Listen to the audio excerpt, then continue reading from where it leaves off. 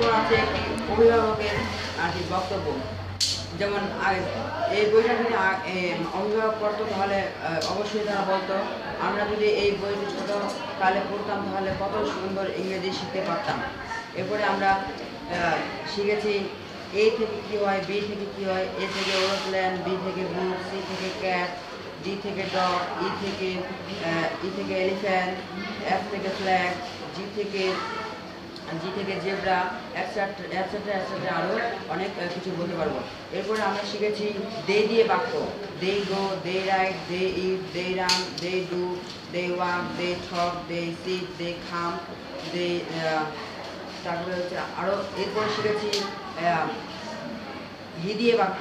হি হচ্ছে third person singular number, এই জন্য ভার্বের সাথে ই বা এস যুক্ত হবে। যেমন he goes, he writes, he eats, he runs, he dance,